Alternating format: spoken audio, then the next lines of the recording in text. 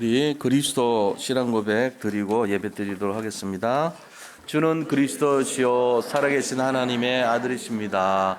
그리스도는 하나님을 만나는 길이 되십니다. 죄와 저주에서 해방이 되십니다. 사단을 이긴 승리가 되십니다. 그리스도는 하나님을 만나는 길이 되시며 내 모든 삶의 주인이 되십니다. 죄와 저주에서 해방이 되시며 나에게 죄와 저주에서 해방을 주셨습니다. 사단을 이길 승리가 되시며 나에게 사단을 이길 권세를 주셨습니다. 예수님이 나의 모든 문제의 주인 되어 주시고 지금 성령으로 역사하여 주시옵소서. 창세기 3장으로 말미암아 가문 가정을 통해서 나에게 내려오는 모든 저주가 예수님의 이름으로 꺾이게 하시고 마음과 생각이 해방을 받게 하옵소서. 나의 모든 문제 배후의 역사는 악한 영은 예수 그리스도의 이름으로 명하노니 지금 떠나갈지어다. 모든 문제 해결자이신 예수 그리스도의 이름으로 기도합니다. 아멘. 베드로전서 2장 9절.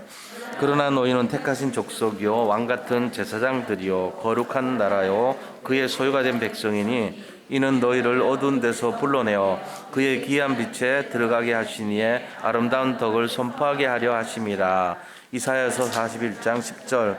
두려워하지 말라 내가 너와 함께함이라. 놀라지 말라 나는 내 하나님이 됨이라. 내가 너를 굳세게 하리라. 참으로 너를 도와주리라. 참으로 나의 의로운 오른손으로 너를 붙들리라. 아멘. 네, 오늘 사무엘상 16장 1절에서 13절 이 너무나 우리가 잘 알고 있는 말씀인데 이 말씀을 통해서 다윗이 누렸던 복음 서밋의 비밀이라는 제목으로 말씀을 나누려고 합니다. 우리 서로 옆에 보시고 또 앞뒤로 생각하시면서 인사 나누겠습니다. 그리스도는 완전하고 충분하고 모든 것입니다. 오직 여호와의 영으로 충만하시기 바랍니다. 다윗같이 복음 서밋이 됩시다.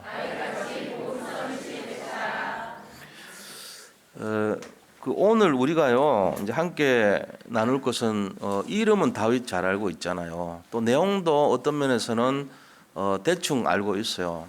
그런데 이 다윗의 인생 어떤 스토리, 인생에 대한 내용들을 좀 들여다보면서 그가 하나님 앞에서 어떤 모습으로 살았기에 그렇게 큰 응답을 받을 수 있었는가에 대한 것.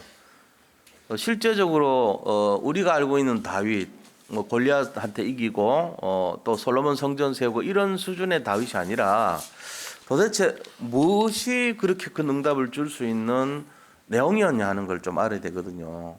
다윗 인생에 대한 내용들을 우리가 배워야 되지 않겠냐 이거죠. 왜냐하면 지난주에 우리 복음 서밋의 규모에 대해서 나눴지 않습니까?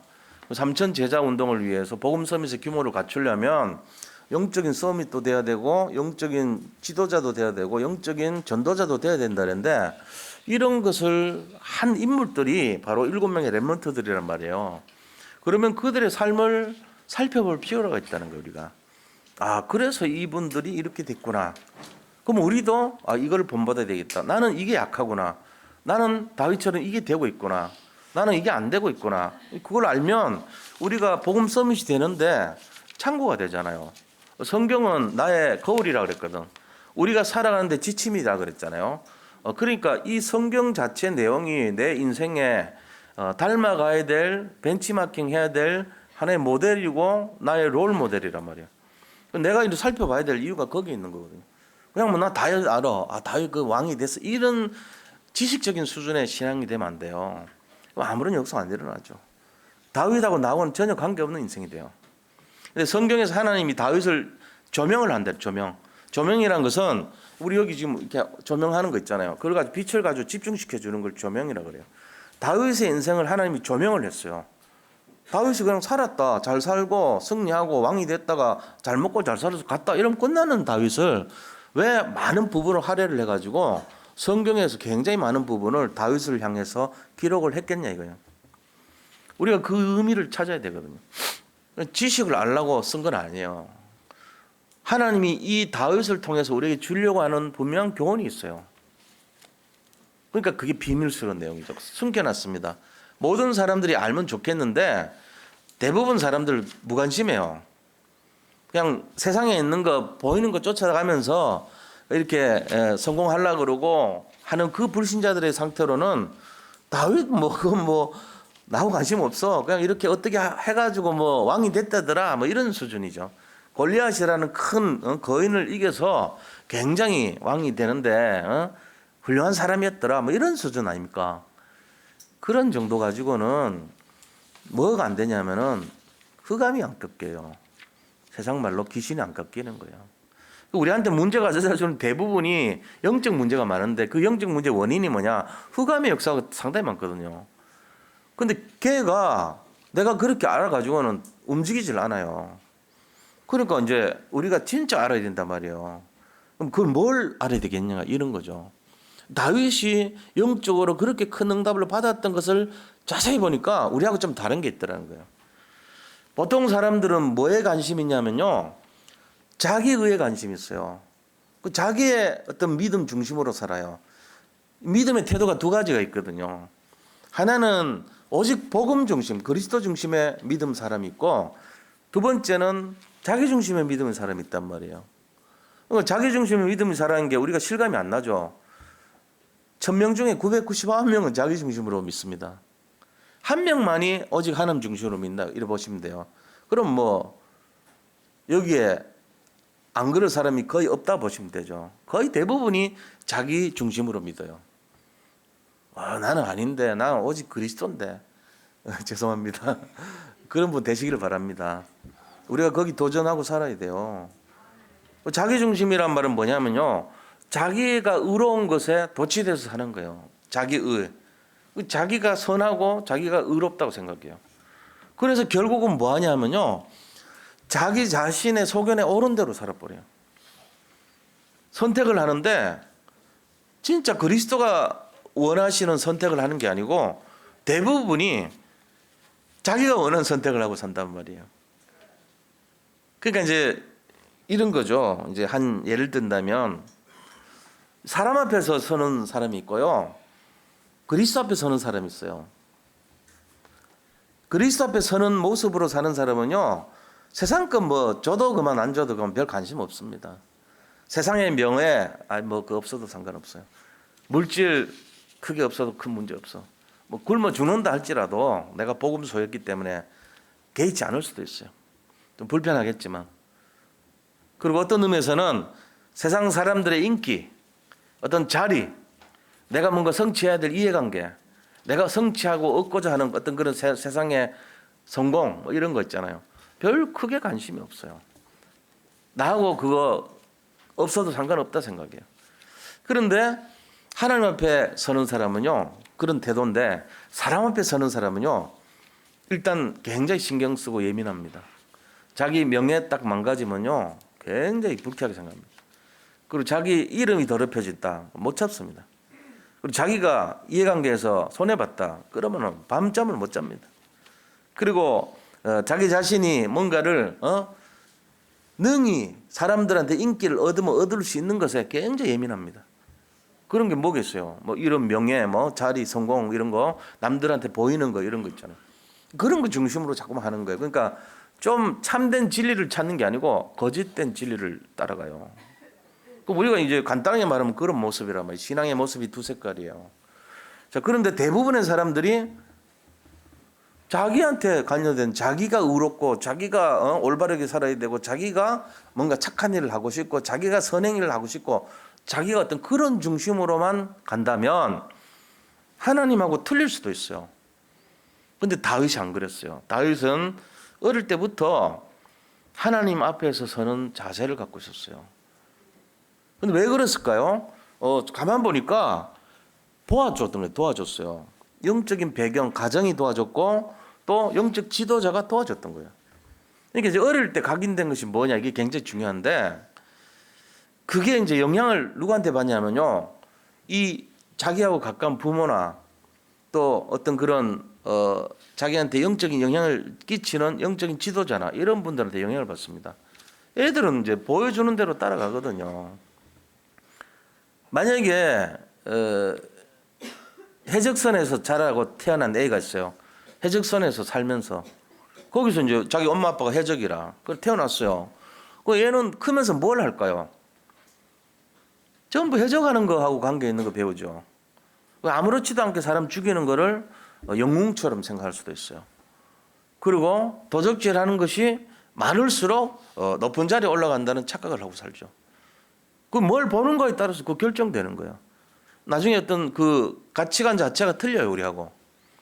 자, 그런데 방주에 살아요. 그럼 늘 보는 것이 뭐겠어요? 예배드리고 하나님을 섬기는 중심으로 사는 모습을 보겠죠.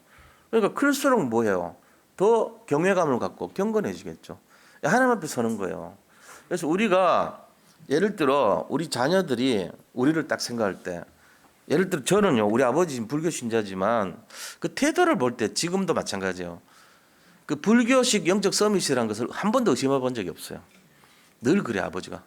새벽 3시면 영락 없이 일어나가지고 참선하고 불경 틀어놓고 앉아있고, 오늘 아무도 안 가르쳐줘도 아무런 말을 안 하고 혼자 있어도 아무리 뭘 하더라도 지금도 그러고 앉아있단 말이에요.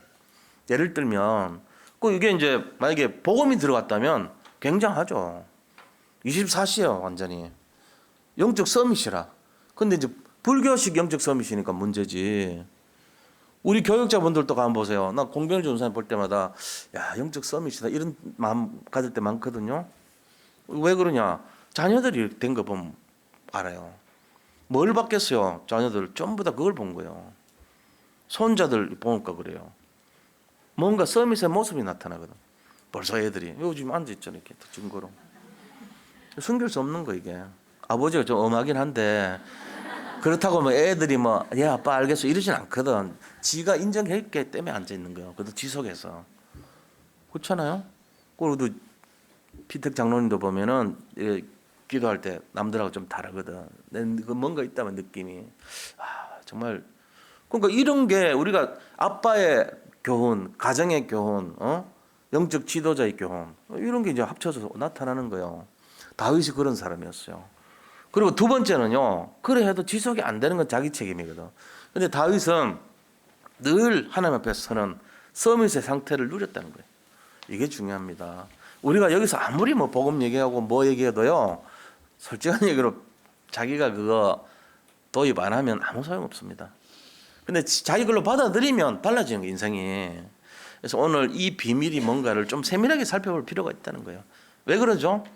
우리가 어차피 한번 살다가는 인생 정말로 주님 만나서 구원받았는데 하나님이 인정하는 신앙인이 돼야 될 거 아닙니까? 승리하는 신앙인, 응답받는 신앙인, 하나님이 진짜 인정해주는 신앙인, 그래 돼야 될 거 아닙니까? 그래 되기 위해서는 뭘 해야 되냐는 거 오늘 그걸 누리는 거예요. 그래서 삼천 전도 제자를 위한 복음 서밋의 규모의 모델이 누구냐? 일단은 성경에 나오는 사람들 아닙니까? 그 중에 다윗을 오늘 선택해서 다윗은 도대체 어떻게 해서 승리했는가? 진짜 다윗이 응답받았던 이유는 뭔가? 이걸 한번 찾아보자는 거예요.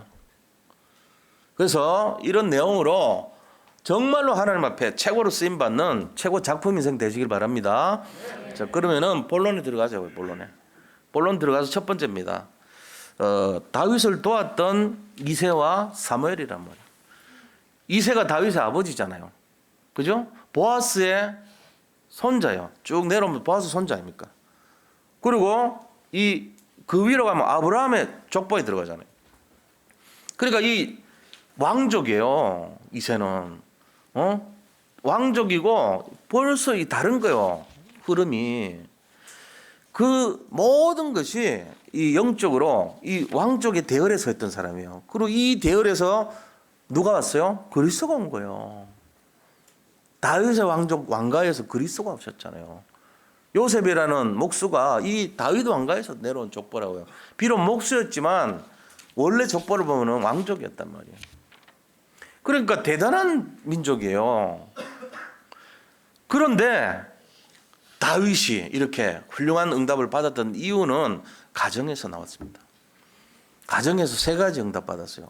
이새가 했던 것이 3가지예요. 첫째는 뭐냐면요, 이새는 다윗에게 올바른 영적 교육을 시켰다는 거예요. 가정이 얼마나 중요하냐면은 보세요. 학교는 적그리스도 비슷합니다. 복음 거의 안 가르친다고 보면 됩니다. 복음을요 상식화시킵니다. 그리고는 복음이 뭔지 약간 이상하게 가르쳐요. 거기는 이 우리가 말하는 창조론을 인정하지 않아요. 학교는 오히려 어떤 유전증을 통해 가지고 뭐 이렇게 지금 전부 다 창조가 아니고 전부 다 과학적이라 하면서 창조 이후의 걸 부정합니다. 창조론 얘기하는 학자들도 있어요. 근데 정식 학계에서는 다 도태됩니다. 상당한 이론을 가지고 가도 인정 안 받아요. 아예 빼버려요. 논문 자체가. 사이언스지나 이런 데서는 그런 거 잘못 올리면 빼버려요. 아예. 취급도 안 합니다. 진화에 대한 거 이외에는 아예 빼버립니다. 그러니까 적그리스도적인 상황이 학교라고 보면 돼요. 가정은요. 가정은 아이들이 거의 대부분이 머무르는 장소입니다. 교회는요. 일주일에 거의 1시간 정도 여기 와요. 예배 시간은 진짜는 복음 전하는 시간은 1시간이에요. 그것도 집중력 떨어지면 20분도 못 견뎌요. 자, 그 20분 집중하는 시간 그것도 온전히 들어가겠어요, 아이들이? 막 자기들끼리 놀고 자는 애도 있고 막 게임하는 애도 있고 예를 들면 여러 가지 형태로 집중 안 합니다. 그 모습 가지고 변화되겠습니까, 아이들이? 안 변합니다. 어디서 변할까요? 가정입니다. 가정에서 뭘 보는가? 부모가 24 영적 상태가 안 되면 서밋 안 되면 아이들이 바뀌지도 않습니다. 부모가 그래 돼도 아이들 안 바뀌어요. 어떤 면에서 진짜 이거. 그럼 우리가 이걸 잘 생각해봐야 돼. 아, 가정이 다구나 거의. 여기는요 가정에서 누렸던 거를 확인하는 장소예요. 주일날이라는 거는. 그러니까 여기 와서 예배 드리는 거란 말이에요. 여기서 해결하는 장소가 아니에요. 여기는 하나님께 영광을 돌리는 장소고 예배를 드리는 장소고 음성을 확인하는 장소예요. 그러면 나머지 실제적인 현장은 어디냐? 가정입니다. 복음이 성취돼야 되고 언약이 성취되는 거. 거기에서 토라, 시에라, 탈무드를 딱 집어넣은 거예요. 누가 했어요? 이사가 했죠. 신명기 6장 4절 9절 운동했을 겁니다. 앉으나 서나 걸어갈 때든지 하나님 사랑하라는 거 강론하고 가르치고 각인시키고 다 하라 그랬거든요. 이걸 했단 말이에요.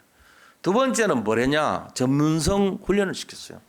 그래가지고 목동으로 일을 맡겼습니다. 어릴 때부터. 야, 너는 목동에서 양을 지켜라. 그거 통해 가지고 한 마리도 양 잃지 않게 만들었습니다. 마음의 성실함과 손의 공교함으로 그를 지도하셨다 그랬어요. 하나님이 다윗을 키웠어요. 훗날 이 정신이 나라를 통치하고 다스리는데 한 사람의 백성도 낙오되지 않고 살리는데 쓰임받았던 거예요. 이게 전문성 아닙니까? 세 번째는 무슨 훈련을 시켰냐면요. 가정교육을 시켰던 거예요. 그래가지고 형들한테 가서 이 떡덩이 가르쳐주고 거기 있는 지휘관들한테 이 음식들 전달해줘라. 그 건포도빵이라고 그때는 최고 상품이야. 이거는 10덩이를 지휘관들 주고 치즈 그래 치즈는 형들 주고 예를 들면은 이렇게 전달해 주죠. 거기 가서 형들이 잘 있는 거 보고 오라 이러고 그냥 양을 치는데 사무엘이 불렀는데 여덟째 막내요. 그러니까 네가 꼴찌니까 거기서 니는 있어라. 니는 여기 올 순번이 아니야. 질서를 가르쳤죠. 그대로 순종했던 거예요. 이게 가정교육을 한 거예요. 이 세 가지가 이 영적 교육, 전문성 교육, 가정교육 세 가지가 이세가 했던 거예요. 이게 굉장한 거죠. 다윗한테는. 우리가 이거 됐기 때문에 영적 썸이 된 거예요. 사실은. 우리가 가정에서 하는 교육을요 굉장히 중요하게 생각해야 됩니다. 유대인들 교육시키는 건요 가정에 굉장히 집중합니다. 가정에서 예배드리고요.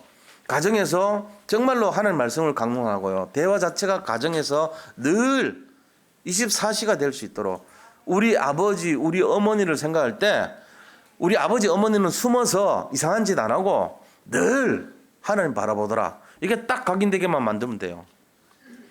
우리 어머니는 늘 연속극 보고 TV 앞에서 울고 웃고 짜증내고 하고 감동하고 그러더라. 이게 각인돼 버리면 나도 그렇게 살아야지. 안 가르쳐서 그래 돼요. 우리 어머니는 늘 돈 가지고 바가지 긁더라. 우리 아버지는 늘 술 퍼마시고 돌아다니더라. 예를 들면 그 이제 뭐 할 수도 있죠. 일반 사람 불신자들 그렇게 사니까 술 드시고 즐겁게 살고 세상 바라보고 성공하려고 그러고 뭐 생기면 좋아하고 이게 각인되면 어떻게 될 거예요? 아이들이 가치관이 바뀝니다. 세상적으로 바뀝니다. 근데 그게 아니고 우리 어머니는 나한테 뭐라 하지는 않지만 늘 자기가 스스로 보면 안 봐도 우리 어머니 뭐 하는지 알아. 늘 기도하고 있어. 안 봐도 혼자 빈 시간 있으면 사문을 하셔. 안 봐도 지역에 어려운 사람이 있으면 전도하려고 그래. 이게 각인돼 버리면은 아이들한테 뭐 하지 마라 할 필요가 없어요. 아이들이 저절로 하게 돼 있어요. 이게 가정교육이거든요. 이게 지금 우리한테 필요한 겁니다. 우리가 지금 여기서 강단에서 뭐 아무리 하세요 하는 거 필요 없어요. 본인이 그래 인도받으면 끝나는 거예요. 흑암이 어디 근처에 오실 됩니까? 오신 못 됩니다. 여기껏 들어서 외울 필요도 없어요. 제가 하는 말을 잘 점검을 해보세요. 자, 작은 두 번째로 사무엘이 그럼 뭐 했냐? 세 가지 했어요. 사무엘이. 첫째는 네가 왕이 될 것이라고 기름 부어가지고 기름 부었어요. 이 어린 다윗 8번째인데 한 명이 전부 다 하나님 아니래거든. 그러니까는 아들이 더 없습니까? 하고 이사한테 물었습니다. 그러니까 8번째가 있습니다. 그럼 데려오세요. 이래가지고 와가지고 보니까 하나님이 얘다 이러거든요. 얘가 왕이 될 사람이야 이랬어요. 그러니까 기름 부어준 거예요. 자, 그런데 기름 부을 때부터 이 기름 부음 받은 다윗에게 온 것이 뭐냐? 하나님의 여호와의 영의 감동이 와버렸어요. 이게 다른 말로 하면은 성령 충만이 온 거예요. 그때부터 뭐 했습니까? 세 번째, 이 다윗이 왕이 될 준비를 딱 한 거예요. 그래가지고 성전 건축, 언약궤 이 언약을 잡고요. 다윗이 미래를 위해서 믿음 준비하고 기능 준비했던 거예요. 이게 사무엘 선지자 때문에 영적인 지도자 그 당시에는 최고입니다. 이분이 왔다가 막 부들부들 떨 정도로 대단하게 보는 거예요. 지금 오늘 본문에 그런 내용 나오잖아요. 어쩐 일이십니까? 여기는 왜 있는 일이십니까? 이러고 막 이렇게 하는 거예요. 호들갑 떨 정도로 이새가 막 당할 정도로. 그러니까 제사 지내러 왔으니까 니도 와서 제사해라 이랬잖아요. 이 사무엘의 입지는 굉장한 지금 말하면은 영적인 대통령 같은 위치예요. 뭐 대통령이 자기 집에 왔으니까 놀라죠 이게. 그 시대는 이 신권 사회란 말이에요. 선지자 그런데 그 중에서도 유명한 선지자 사무엘 그러면요 왕을 막 세우고 사울왕을 세운 사람이다 이러면은 대단한 거예요 그는. 그런 상황에서 이새가 이제 딱 갔거든요. 세 가지를 받은 거예요. 자, 우리가 여기서요 이 다윗에게 영향을 끼친 사무엘 선지자 대단하잖아요. 근데 조금 더 들어가 봐야 돼요. 이거를 사무엘 선지자를 오늘 이렇게 적나라한테 기록을 해놨어요. 이 13절까지 여기서 사무엘을 통해서 얻은 교훈이 있습니다. 그게 뭔지 아세요? 15장 35절 한번 보자고요. 그 앞에 장이에요. 사무엘이 죽는 날까지 사울을 다시 가서 보지 아니하였으니 이는 그가 사울을 위하여 슬퍼함이었고 여호와께서는 사울을 이스라엘 왕으로 삼으신 것을 후회하셨더라. 그 이제 사울이 나중에는 막 하나님 중심으로 안 하고 사무엘 오기 전에 자기가 막 제사 지내버리고 완전히 막 자기 마음대로 한 거예요. 자기 속에 오른 대로 자기 의에 사로잡혔어. 내가 왕인데 이래가지고 하나님 또 경외하지 않아, 두려워하지 않아. 그럼 자기가 소신껏 해버린 거예요. 그냥 자기 판단에. 그러니까는 얘 안 되겠다 빼자 이렇게 된 거예요. 그러니까는 자기가 세웠는데 첫 번째 세운 왕이 이스라엘의 왕이 저렇게 또 말 안 듣고 너무 가슴 아프잖아요. 그러면 슬퍼하는 거예요. 그러니까 1절에 뭐라 했습니까? 여호와께서 사무엘에게 이르시되 내가 이미 사울을 버려 이스라엘 왕이 되지 못하게 하였거늘 하나님 뜻이 정해졌는데 내가 그를 위하여 네가 그를 위하여 언제까지 슬퍼하겠느냐. 그러니까 이제 사무엘은 굉장히 어떤 그런 연민의 사람이었다는 걸 알 수 있죠. 다시 말하면은 룰을 따른 게 아니고 감정이 이입돼 버렸어 거기에. 너무 슬프다 말이지. 이게 무슨 일이 이런 일이 있냐 말이지. 저 사울이 어떻게 세운 왕인데 이러면서 자기가 굉장히 가슴 아파하는 거예요. 그다음 두 번째는 보니까요. 이제 이런 가슴 아픈 일을 당한 뿐만 아니라 그다음에 또 뭐라 합니까? 두려워합니다. 2절에 보세요. 사무엘이 이르되 내가 어찌 갈 수 있습니까? 야, 너 저 베들레헴 가가지고 이새 불러가지고 거기 이새 아들 중에 내가 마음에 드는 애가 하나 있으니까 찾아서 왕 세워. 이러니까 뭐라 그러냐 이거예요. 사무엘이 이르되 내가 어찌 갈 수 있습니까? 이러면서 사울이 들으면 나를 죽이리이다. 하나님이 말씀하셨는데 나 두려워요 이러잖아요. 지금 이 목사인데 최고 목사라는 사람이 이 모양인 거예요. 지금 슬픕니다. 두렵습니다. 이렇게 말한 거예요. 그것뿐만 아니죠. 세 번째 6절에 보세요. 이제 그 형제들이 막 왔어요. 7명의 형제들이 엘리야 보고, 그 다음에 또 두 번째 아미나다 보고, 세 번째 삼마가 오고, 여기 쭉 7명째까지 오는데 딱 보니까 엘리야비 오니까 장남이 키가 크고 덩치도 좋고 딱 뭔가 멋있는 거예요. 품위가 있어 보이고 품격이 갖춰진 사람 같아. 그러니까 대부분 이 사무엘이 뭐라 그래요? 사무엘이 엘리압을 보고 맞이거든요. 마음에 이르기를 여호와의 기름 부신 자가 과연 주님 앞에 있도다 이렇게 말한 거죠. 정말 하나님 대단하셔. 네가 왕이 될 것 같아 이러면서 선입견 갖고 이게 지금 한계를 갖고 있는 거예요. 사무엘 세 가지 모습 속에서 사무엘은 굉장히 슬퍼했고, 사무엘은 어떤 문제 속에서도 두려워했고, 사무엘은 영적인 눈이 아니고 육신적인 외모를 봤다. 이 모습을 본 거예요. 여기서 어떤 교훈을 받습니까? 우리가 영적 지도자인 사람조차도 실수투성이라는 거예요. 결과적으로는 여기서 우리가 알 수 있는 내용이 어떤 거냐면은 모든 일을 결정하고 이끌어 가시고 결정하고 하나님 정하는 뜻은 분은 오직 여호와 하나님만 할 수 있다는 거예요. 우리는 자꾸만 저분이 대단해, 영빨 있어, 엄청나, 인기주의로 막 대단하다 그러잖아요. 잘못하면 그 일을 당하는 사람이 저예요. 우리 목사님 대단해. 저 목사님이 기도해주면 엄청난 역사 일어나. 그러면서 이제 서로 망하는 거예요. 쏟고 망하고 이럴 되는 거예요. 성도들은 쏟고 개인은 망하고 하나님 앞에 가서 심판 다 받습니다. 네가 내 영광 가로챘냐? 네가 진짜냐? 아니지 않냐? 내가 너에게 힘은 줬지만 그걸 네가 그래 사용하면 되냐? 이래 나옵니다. 하나님이. 우리가 진짜 알아야 돼요. 우리도 똑같아요. 목사도 똑같고 성도들도 똑같습니다. 다를 거는 하나밖에 없어요. 뭐가 다릅니까? 오직의 차이입니다. 저는 풀타임 사역자고 말하자면은 우리 성도님들은 파트타임 사역자일 뿐이에요. 그런데 오육칠정은 똑같습니다. 그래서 어떻게 인도받아야 됩니까? 저도 오직이 되기 위해서 정말로 그 중심을 가지지 않으면 안 돼요. 그리고 모든 것이 하나님이 하셨다는 절대 주권 신앙을 갖고 있어야 돼요. 그런데 만약에 사무엘이요, 내가 영험하니까 넌 내 기도 받으면 돼. 너는 내 힘 받으면 넌 돼. 잘 될 거야. 이따위 식으로 하면요, 사무엘 이제 안 쓰는 거예요. 다락방 보문도 하는 분들이 그리스도 많이 알잖아요. 선명하게 압니다. 잘못하면 교만해질 수 있습니다. 그렇게 하면 안 돼요. 하나님이 주셔서 그 힘으로 하는 거예요. 우리가 어떤 능력이 있고 제자를 세우고 뭔가 됐다, 병을 고쳤다, 예를 들어 우리가 할 수 있잖아요. 그렇게. 그래도 그 영광을 하나님께 돌려야 돼요. 하나님이 힘 주셔서 내가 그 힘으로 기도했더니 치유가 일어났습니다. 이래 나와야 돼요. 대표적으로 그걸 기록하면서 제일 잘하는 사람이 누군지 아세요? 요셉입니다. 바로가 말하니까 바로의 꿈을 하나님이 풀어주실 겁니다. 형들이여, 내가 이곳에 팔려온 것이 아니고 하나님이 나를 이곳에 먼저 오게 해서 당신들을 보호하기 위해서 나를 이렇게 한 겁니다. 내가 꿈을 꾼 것은 하나님이 지혜를 주셔서 한 겁니다.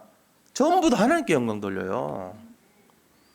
근데 조금 노란띠들은요, 골목대장하는 노란띠들은 내가 했더니 됐다 그러면서 내가 잘났어, 내가 최고야, 보이지 않게 그래야 된단 말이에요. 그게 틀린 거예요. 그러면 안 돼요. 하나님 안 씁니다. 그래서 우리가 절대적으로 겸손해야 돼요. 벼가 익을수록 고개를 숙여요. 자기를 드러내지 않습니다. 근데 이를 보면서 어떨 때 보면은 지금 노란띠구나, 흰띠에서 좀 넘어갈 상태로 다 보인단 말이에요. 그런 게. 우리 교회는 그런 사람 드물어요. 근데 처음 교회 와가지고 은혜 받은 사람이 그럴 수 있어요. 잘못하면 그럴 수 있죠. 좋은 현상이지. 그게 노란띠거든. 그래서 제일 힘있고 방력이 있는데 조심스러운 게 그런 거야. 그럼 검은 띠는 다 됐냐? 검은 띠도 비슷해요. 잘못하면 그래. 검은 띠도 1단이 제일 무서워. 진짜는 7단 이상 넘어가면요, 맞습니다. 그냥 잘못했으면 때려주세요 이럽니다. 그 잘못 때리면 죽거든. 자기도 모르게 이렇게 탁 하면은 급소 다치거든 전부 다. 그러니까 맞는 게 나아 차라리. 우리가 이런 부분을 잘 알아야 돼요. 유목사님 핵심 때 늘 얘기해요. 나를 부인하라. 그게 그 얘기예요. 예수님이 말씀하신 거예요. 자기를 부인하고. 이겁니다. 자, 이 내용을 우리가 잘 생각해야 됩니다. 오늘 강단에 나온 말씀 중에 이게 키예요. 아, 하나님이 하시는구나. 절대 주권 갖고 있어야 돼요. 자, 큰 두 번째입니다. 그렇다면은 다윗이 누렸던 복음 서밋의 비밀은 무엇일까요? 다윗이 누렸던 복음 서밋의 비밀이 있어요. 그게 뭐냐면요. 하나님 앞에서 성령 충만을 가지는 개인을 갖고 있었어요. 어려울 수 있어요, 말이. 자, 그럼 비교를 해볼게요. 사람 앞에서 뭔가 성령 충만을 보이는 개인이 있을 수 있어요. 자, 이거하고 하나님 앞에서 성령 충만한 개인이 있어요. 다윗은 뒤에 거예요. 사람 앞에서 성령 충만한 개인이 되면 어떻게 되냐? 굉장히 포장이 되어 있습니다. 그 사람의 진짜 모습은 아니에요, 절대로.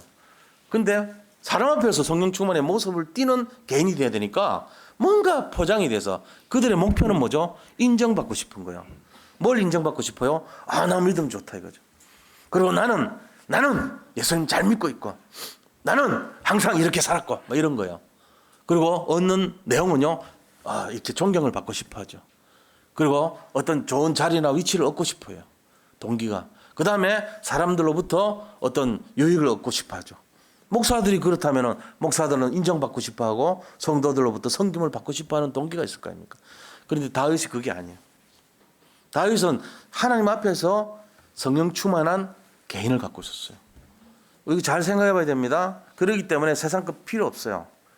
별로 그런 거 중요하지 않았어요. 나이 한 17세쯤 돼가지고 다윗이 사울한테 쫓겨다녔는데 그때 어떻게 쫓겨다녔습니까? 지금 이제 사울은 천천히요.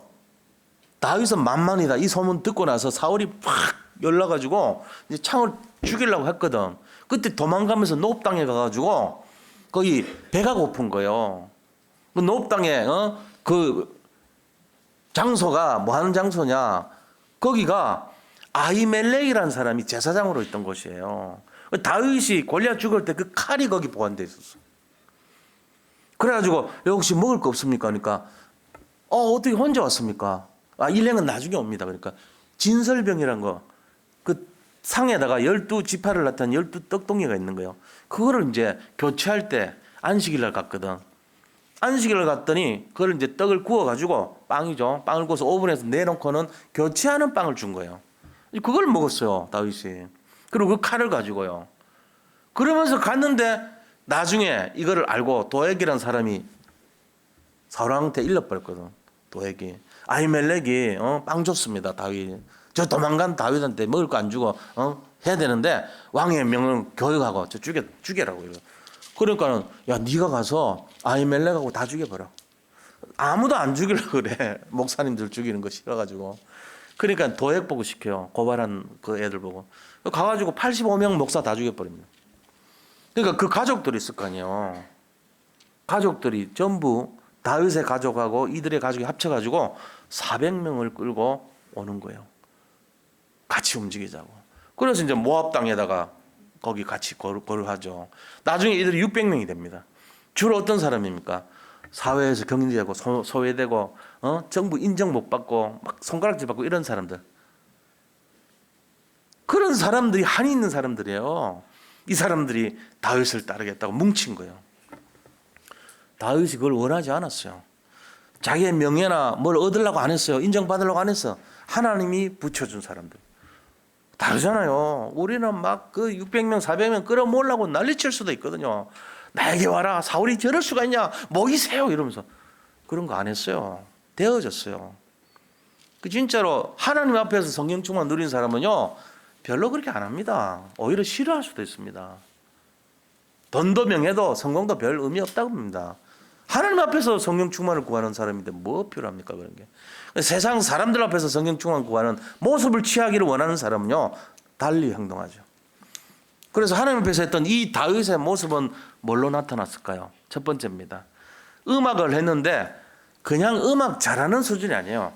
흑암을 꺾는 음악을 해요. 성령 충만한 음악을 했던 거예요. 같이 음악을 하더라도 귀신이 떠나가는 음악을 해버렸어요. 두 번째는요, 이 시를 지었는데 그게 성경이 돼버립니다. 73편이나 그것도. 성경 전체가 150편인데 10편이 그중에 73편이 다윗 성경이에요. 그것도 나이 17세부터 27세까지 한 10년 동안, 나이는 정하지 않아요. 기록 안 돼 있으니까. 근데 대충 그래요. 27세 6개월 될 때까지 쫓겨다녔거든. 27.6세 때 유다 왕이 되고 30세 때 통일왕국의 왕이 돼요. 예루살렘까지. 그러니까는 나이 어릴 때, 우리 뭐 17살 때부터 27 때까지 뭐 했어요? 시 지은 적 있어요? 한 명도 없을 거야 아마. 죄송합니다. 있겠죠. 몇 분은. 근데 그 시가 주옥 같은 시가 안 되잖아요. 개간 시인들이 극찬한 시예요 이게. 야, 이런 시가 있냐 그러면서. 쫓겨다니면서 절박한 현장에서 지은 믿음의 시예요. 그거 했다니까요. 그러고는 그의 무예는요, 완전히 곰의 발톱에서, 사자의 발톱에서 양을 지켰다 그랬고요. 골리앗을 이겨버린 거 있죠. 대단한 사람이에요. 그리고 이 일을 맡겼는데 양을 한마디도 잃어버리지 않았다 했어요. 완벽하게 자기 일을 책임진 사람이에요. 그러고는 뭐 했습니까? 날마다 하나님 앞에서 하루 종일 기도했던 기도의 사람입니다. 아침에 찬송하고 낮에 찬송하고 저녁에 밤에 찬송했다고 기록돼 있잖아요. 그 시편 5편에는 아침, 시편 17편에는 저녁, 시편 26편에는 하루 종일 여호와는 나의 목자시니 부족함이 없다 그래서. 그러니까 늘 영적인 사람이란 거예요. 이게 바로 여호와 앞에서 성령 충만을 구하는 개인의 모습이었던 거예요. 이게 있었단 말이에요. 그리고 두 번째는 지도자의 규모를 갖췄어요. 다윗은 24시 뭐였습니까? 하나님을 찬송했고, 하나님을 찬송하면서 악기를 연주하고 그 다음에 시를 지었습니다. 이게 전부 합치면은 찬양입니다. 지도자의 규모를 갖춘 제일 첫 번째가 먼저 은혜 받았단 말이에요. 먼저 영적인 성령의 충만함을 받았다는 거예요. 그러고는 뭐 했습니까? 자기 목숨을 아끼지 않고 골리앗 앞에 용감하게 나가서 그와 싸움을 벌이는 대단한 사람이었어요. 이게 다윗의 지도자의 규모예요. 자기 형들도 야 네가 뭐하러 가냐, 뭐하러 한다고 나서냐 이러니까 제가 어찌 이유가 없겠습니까 하고는 딱 나간 것 같고 싸워서 이겨버렸어요. 그리고 다윗은 뭐 했냐, 모든 고난, 사울왕이 죽이려고 시기질투해서 계속 했는데도 불구하고 그 고난을 발판으로 삼고 인생 대역전을 이룬 거예요. 다윗의 인생의 모습 보세요. 우리가 당하는 고난과 비교가 안 되는 모습이에요. 특공대 조직이고 3,000명이 죽이러 와요. 근데 그 가운데서 먹이고 입히고 재우는 걸 그 어린 20대 초반의 어린 사람이 다 해야 돼. 그것도 도망다니면서 싸워야 돼. 그걸 어떻게 해요? 그 나이 어린데. 다 했다니까요. 대단한 영적 규모를 갖췄죠. 그러면서 그는요, 왕이 되고 나서 이 언약을 남기는 그런 성전 건축이라고 하는 완전한 헌신을 했죠. 절대 헌신을 한 사람이에요. 자기 전 재산을 말하자면은 집어넣은 거예요. 거기다가 올인한 사람이에요. 그리고 후대들한테 언약을 심어줬어요. 오직 여호와를 섬기라고. 뭐 이런 분입니다. 우리가 다윗이 그냥 뭐 됐다 그런 수준이 아니에요. 어릴 때부터 시작해가지고 가정에서부터 준비돼가지고 저 왕이 돼가지고 후대를 세울 그날까지 하나 전체가 하나님 앞에서 여호와 앞에 서 있던 사람이에요. 이게 다윗의 모습입니다. 우리 이거 잘 봐야 됩니다. 대강대강 하는 그런 신앙인 되면요, 이건 모릅니다. 이런 내용들을. 자, 그렇다면은 다윗이 받았던 응답이 어떤 것일까요? 세상 사람들하고 틀린 응답을 받았겠죠. 우리는 응답이라고 생각하는 수준이 뭐냐면은 먹을 거 많이 생기고 마실 거, 입을 거, 돈, 명예, 지위, 잘 되는 거, 이런 거 되는 거 응답이라고 보잖아요.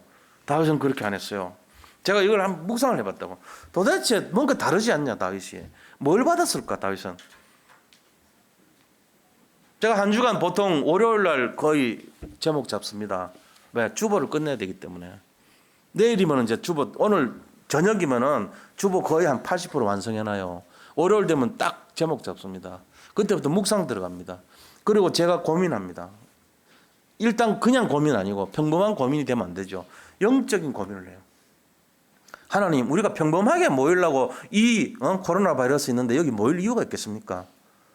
그럼 이 시간에 뭔가 우리가 도전을 받아야 되는데 내 진짜 속이 바뀌어야 되는 그 메시지가 나가려면 그냥 평범한 응답 갖고 안 되지 않습니까? 다윗이 돈 많이 벌었단 말이지. 그 값어치가 몇 조짜리 건물을 지었단 말이지. 대단한 그런 엄청난 역사에 남을 그런 대단한 교회를 지었다. 이런 겁니까? 그 목동 출신이 왕이 됐습니까? 이런 겁니까? 아니요. 좀 더 다른 응답 받았을 거 아닙니까? 그게 뭐냐 하는 거예요. 다윗은 솔직히 그런 거 관심도 없어요. 다윗이 받았던 응답이 첫 번째가 뭔지 아세요? 여호와 하나님의 마음에 합한 자라는 응답을 받았어요. 그게 최고 응답이에요, 사실은. 하나님이 기뻐하시는 자. 우리가 유 목사님 메시지 자꾸 계속 나와요. 하나님이 원하시는 나. 이거 회복해야 된다. 하나님이 원하시는 나의 것. 하나님이 원하시는 나의 현장. 이게 늘 들었던 말이지만 그게 그 얘기예요. 하나님 마음에 합한 자가 되라는 거예요. 한번 생각해 봤습니까? 내가 하나님 마음에 합했을까? 아니면 내 기준으로 하나님을 합하다고 생각하고 있을까? 주객이 전도되고 살고 소리는. 내가 응답 받으면 하나님 나한테 기분 좋은 사람이야. 기분 좋은 존재야. 내가 응답 받지 못하고 어려울 때 하나님은 관심 없는 분처럼 여긴다고. 내가 기준이니까 세상의 기준은 나야. 그거 바꾸세요. 세상의 기준이 그리스도가 돼야 됩니다. 그리고 나는 그의 뜻에 합당한가 이걸 돌이켜봐야 돼요. 두 번째, 무슨 응답 받았을까요? 이 다윗은요, 정말로 모든 고난을 이겨냈습니다. 그리고 하나님이 모든 것을 하신다는 절대 주권 신앙을 가진 최고의 왕이 됐습니다. 이거 돼야 돼요. 우리가 그냥 최고의 왕 되면 안 돼요. 최고의 왕들은 많아요. 세종대왕도 최고왕입니다. 각 나라마다 최고왕들 있었을 거 아닙니까? 근데 그 사람들은 아무 의미가 없어요. 왜? 하나님을 믿는 절대 주권의 최고왕이 돼야 돼요. 그게 다윗이 받은 축복이에요. 하나님을 믿는 최고왕은 한 명밖에 없어. 이 세상 전체. 지금까지 지구 역사상 왕들 중에 하나님을 믿는 절대 주권의 하나님을 믿는 최고왕은 한 명밖에 없죠. 그게 다윗입니다. 대단한 축복 받았잖아요. 세 번째는요. 이 다윗은요. 영적 유산을 남겼습니다. 왕으로서 영적 유산을 남긴 처음이에요. 이게. 왕인데 영적 유산을 제대로 남긴 사람 다윗밖에 없어요. 히스기야도 조금밖에 못 남겼고요. 요시야 왕도 조금밖에 못 남겼어요. 인류 전체를 통틀어 가지고 가장 왕으로서 최고 영적 유산 남긴 분 다윗입니다. 이게 다윗이 받았던 가장 큰 응답이에요. 솔로몬 성전 남겼고 너희가 정말로 여호와를 경외하라 이 메시지 남겼어요. 그게 하나님이 원하시는 뜻이니까. 우리가 여기서 한번 생각해 봐야 됩니다. 다윗이 그래서 우리가 다윗을 배워야 되겠다. 이거 알아야 됩니다. 결론을 말씀드리겠습니다. 결론이 뭐냐? 다윗이 누렸던 복음의 비밀을 누려야 되겠습니다. 우리도. 자, 그걸 위해서는 어떻게 해야 되겠습니까? 세상 사람들이 갖고 있는 그것이 중요한 것이 아니라는 것을 깨달아야 됩니다. 그럼 뭐가 돼야 됩니까? 하나님이 원하시는 것이 중요하다는 것을 깨달아야 돼요. 하나님 마음에 합한 자가 돼야 됩니다. 그리고 그것을 위해서 영적 서밋, 복음 서밋, 그 다음에 이 복음 서밋의 작품 인생이 되도록 해야 돼요. 내 인생은 내가 한 번 살다 가는 인생인데 작품이 돼야 되겠구나. 대강대강 하는 어설픈 그런 인생이 아니라 정말로 하나님이 볼 때 기뻐하는 작품 인생이 돼야 되겠다. 이게 이제 도전할 과제란 거예요, 우리가. 그거 아닙니까? 그래서 오늘 이 내용을 가지고 좀 묵상을 해보세요. 왜냐? 포럼은 한 달 동안 우리 하지 말자고요. 포럼이 지금 문제가 되는 게 2m 앞에 있는 사람하고 하면은 이게 지금 비말 현상이 일어나고 침이 튀게 나가면 없는데요. 우리가 뭐 하필 그럴 일은 없겠지만 만약에 하나 사탄이 틈을 타버리면 여러 가지 이제 뭐 구리니 아니면 저 뭐니 해가지고 요새 삼전동 뭐 가락동 있을 수 있잖아요. 조심하자 이거죠. 그래서 묵상을 해야 돼. 서로 조심은 하지만 이제 이렇게 마스크도 쓰고 마스크는 사실은 미국은 쓸 필요 없다 그럽니다. 그러나 방어용도 되고 또 상대방에게 피해를 안 주는 용도도 돼요. 그래서 쓰자는 거예요. 특히 열나고 기침 나는 사람은 반드시 쓰셔야 돼요. 예의죠, 그거는.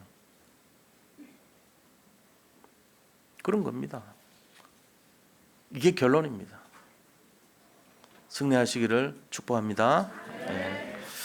하나님 감사합니다. 네. 금주 한 해 동안 다윗이 누렸던 복음 서밋의 비밀을 우리도 누리게 하시고 정말로 그리스도 앞에서 하나님 앞에서 성령 충만한 우리 자아가 나타나기를 원합니다.